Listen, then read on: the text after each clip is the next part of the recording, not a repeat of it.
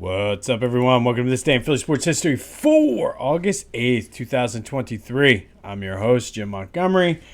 Well, no Phillies game thanks to the storms yesterday. They will play 2 today, 4, and then I guess the second game will be immediately following.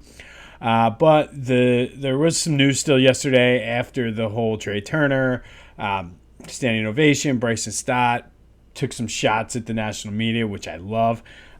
There's one thing, and again, I'm always going to do this because it's ridiculous. I think it's lazy journalism, but ultimately he was like, that's Philadelphia. That's why I love playing here, blah, blah, blah, blah, blah.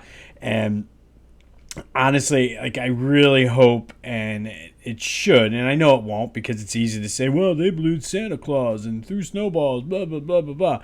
But what you saw there, that is what Philly fans are. Yeah, you have the knuckleheads, but again, I say it all the time, there are worse fans other places than in Philadelphia, and that just goes to show. So kudos to Bryson Stott, and I mean, there's one way to endear yourself to Phillies fans. It's tell them what they want to hear. But I mean, in this case, he's actually speaking the truth. So, but Phil's look to extend that wild card lead today. Quick Eagles news. I don't know if you guys saw this. I'm sure you did. But Carson Wentz, and it was the best meme I saw of this, was somebody said Carson Wentz is out here dressed like a 3-team parlay. He's working out trying to find a job, I guess, even as a backup. But he wore an Eagles helmet, Washington jersey with Colts pants. And I had to laugh with the whole 3-team parlay. It was funny. But this guy... not sure really what happened to him. We did discuss this, though, and I'll do a quick little housekeeping note, quick plug. Back to the Future, we did back the week in between the NFC Championship game and the Super Bowl. We did an in-depth look at Carson Wentz, so be sure to go back and check that out. That's Back to the Future with a PH. And while you're at it, check out this week's episode or last week, I should say, where we discussed Donovan and Randall's Hall of Fame candidacy. Should be dropping our new episode. Going to do a little Sixers talk this week on Thursday, so be sure to check that out. Like, subscribe, all that other fun stuff.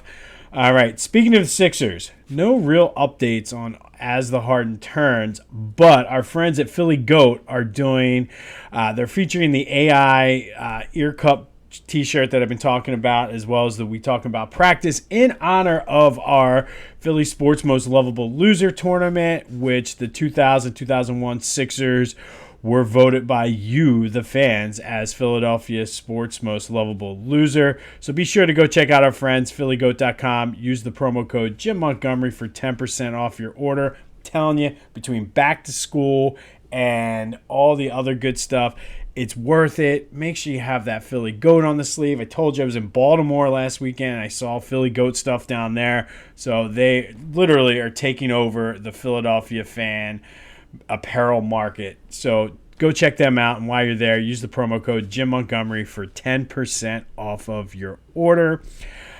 Because of the rain, the Union they were also postponed. They will play today against the New York Red Bulls to move on in the League's Cup. So we'll update you on that tomorrow. So the Phillies are playing too. You want some in-depth Phillies coverage? Go see our friends at 2008 Phils. Follow the link in the description wherever you're watching this. They are offering for a limited time 75% off a subscription for This Day in Philly Sports listeners. They're the world's largest email newsletter for the Phillies. Go check them out. It's worth it. All kinds of great content. A subscription gets you access to the archives. You get that 2008 World Series banner t-shirt. 2008 Phils will follow your Twitter.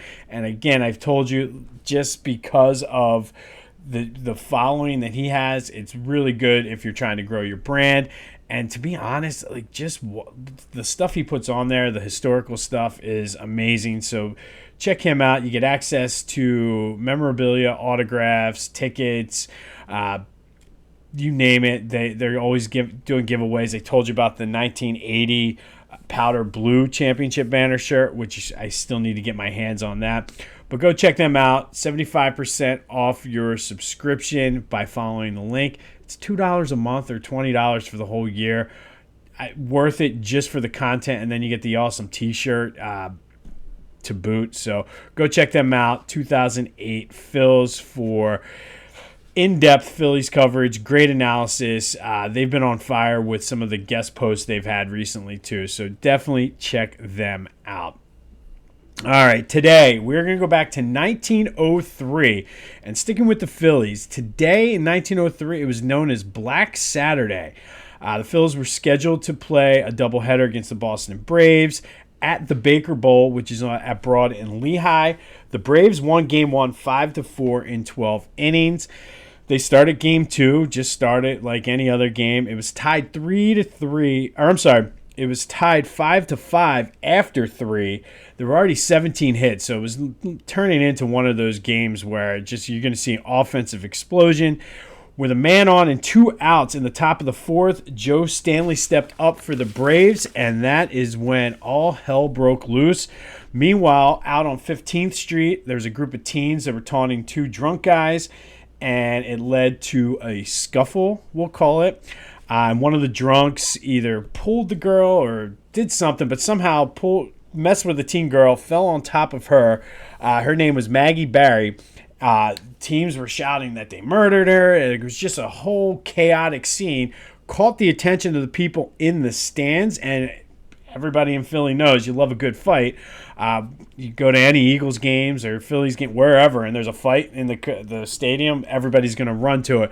But over 300 people there was like a catwalk out on left field, so like people just rushed to go see what was happening on the streets. Stadiums weren't as big as they were now. They didn't have like the PA systems and things like that. So there's a commotion out on the street. You're going to hear it. So basically that section then, because of the weight of everybody there, it broke, collapsed down onto the street, killed 12 people. 232 people were injured. Rest of the game was canceled. They had to play the rest of their games at Columbia Park, which was the home of the Philadelphia A's at the time. And this was not the first incident that the Baker Bowl had. There was a fire in 1894 that led to the reconstruction. And ironically enough, they had another collapse, this time as people were going to escape the rain in 1927. So it was just one of those stadiums that were cursed. The Phillies were terrible in it. I guess the highlight, you could say, of the Baker Bowl was the 1915 World Series.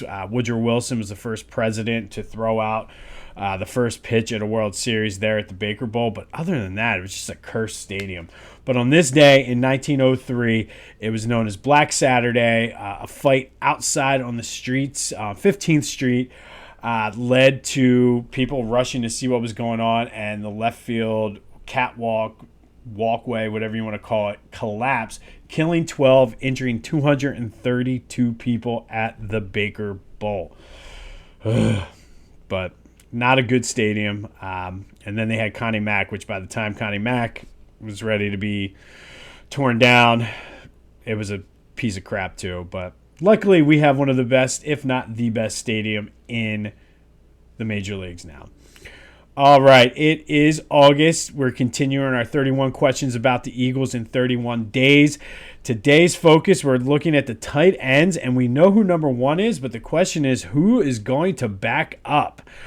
We know Goddard's going to be number 1. He's looking to have a breakout year. He's saying all the right things. I've heard him mention a couple times in interviews he wants to go for 1,000 yards and have 1,000 yards with AJ and Devontae. I mean, I think he's having a great camp by all accounts that I'm hearing right now.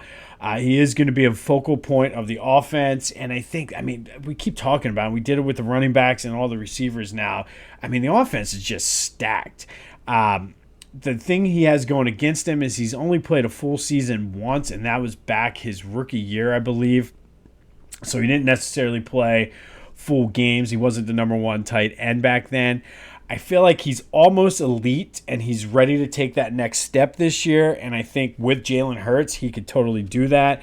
I think tight end tiers, and it always comes back to fantasy football, and I don't mean it to be like that, but you have your tiers where you have Kelsey, who I think is still number one, but I mean, I think you got Mark Andrews and even George Kittle if he can stay healthy to a certain point. And truthfully, I would take Goddard over Kittle anyway. But then I think Goddard is right there, and he should be able to take that next step. The issue is who's going to back him up. And I think if there's a weak spot on this offense, it's tight end. And yes, you have your number one guy here, but there's not a lot of depth. Jack Stoll is likely going to be the number two guy. He fills in nicely, but he's more of a blocker. So you're losing something if, God forbid, Goddard gets out. And after that, it's kind of Grant Calcaterra. He's more of like a special teams guy. So, I mean, and again, you're not going to spend a ton of money on backup tight end, but I would say if there's a weakness on this team, it's the guys after Goddard. But he is pretty tough. So when Goddard does miss games, he's not missing a lot. Like he's out for a game and then comes back or misses a game or two. So hopefully with the way the offense is constructed, it won't necessarily be as big of a liability because honestly, there's plenty to go around. And I mean, if he comes close to 1,000 yards, I mean, I think 1,000 might be a lofty goal, but hey, I mean, you set goals to try to achieve them. But if he gets to like 750, even 800 yards, maybe like 5-6 touchdowns, that's one hell of a year. With the rest of the guys on that offense, and I think they're going to be rolling. So if he can stay healthy and with Jalen Hurts ready to just take the next step as well, I see Goddard getting into that conversation with the Kelceys and the Mark Andrews. I would take him over Kittle any day of the week because at least he can stay healthy. But let me know what you think. Is the backup tight end even worth? Like in fantasy football, you're not going to take a backup tight end, but this isn't fantasy. Like, are we concerned if Goddard goes down? So make sure you let me know about that. We will continue our 31 questions in 31 days tomorrow. On this day, back in 1903, Black Saturday, the Baker Bowl collapsed, killing 12 and injuring 232 when the crowd inside the stadium went to see what was happening on the outside of the stadium when two drunks were in a fight with a group of teenagers. The more things change, the more they stay the same, I guess. But hopefully the Phils take two out of those two games today with the Nats. Let's go Union. Let's move on in the Leagues Cup. More Eagles action coming at you. This has been This Day in Philly Sports History. I'm Jim Montgomery. Go have yourselves a Tuesday. And until next time, I'll see you when I see you.